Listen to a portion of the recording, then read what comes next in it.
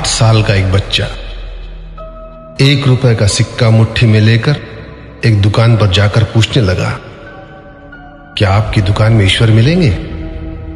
दुकानदार ने यह बात सुनकर सिक्का नीचे फेंक दिया और बच्चे को निकाल दिया।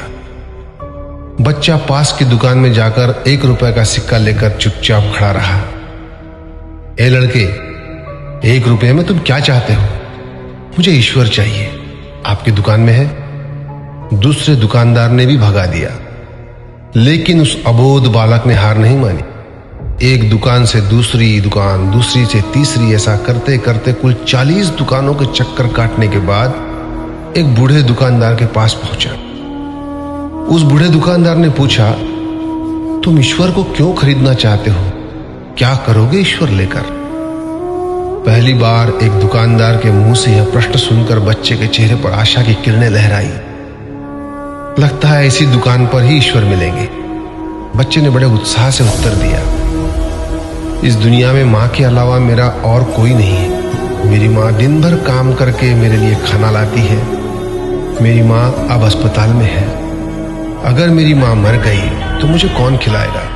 डॉक्टर ने कहा है कि अब सिर्फ ईश्वर ही तुम्हारी माँ को बचा सकते हैं। क्या आपकी दुकान में ईश्वर मिलेंगे? हाँ मिलेंगे। कितने पैसे हैं तुम्हारे पास?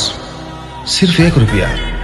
कोई दिक्कत नहीं है, 1 रुपए में ही ईश्वर मिल सकते हैं। दुकानदार ने बच्चे के हाथ से 1 रुपया लिया और उस 1 रुपए के अंदर 1 गिलास पानी के अलावा बेचने के लिए उसके पास कुछ भी नहीं था। इसलिए उस बच्चे को फिल्टर से 1 गिलास पानी भरकर दिया और कहा, यह पानी पिलाने से ही तुम्हारी माँ ठीक हो जाएगी। अगले दिन कुछ मेडिकल स्पेशलिस्ट उस अस्पताल में गए। बच्चे की मां का ऑपरेशन हुआ और बहुत जल्दी ही वह स्वस्थ हो गई। डिस्चार्ज के कागज पर अस्पताल का बिल देखकर उस महिला के होश उड़ गए। डॉक्टर ने उन्हें आश्वासन देकर कहा, टेंशन की कोई बात नहीं है।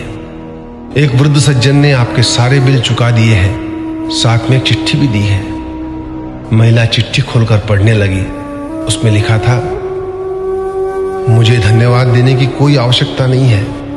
आपको तो स्वयं ईश्वर ने ही बचाया है। मैं तो सिर्फ एक जरिया हूं। यदि आप धन्यवाद देना ही चाहती है तो अपने अबोध बच्चे को दीजिए, जो सिर्फ 1 रुपए लेकर नासमझों की तरह ईश्वर को ढूंढने निकल पड़ा। उसके मन में यह दृढ़ विश्वास था कि एकमात्र ईश्वर ही आपको बचा सकते हैं। विश्वास इसी को कहते हैं। ईश्वर को ढूंढने के लिए करोड़ों रुपए दान करने की जरूरत नहीं होती। यदि मन में अटूट विश्वास हो तो वे 1 रुपए में भी मिल सकते हैं। आइए इस महामारी से बचने के लिए हम सभी मन से ईश्वर को ढूंढें, उनसे प्रार्थना करें। आपका दिन शुभ हो।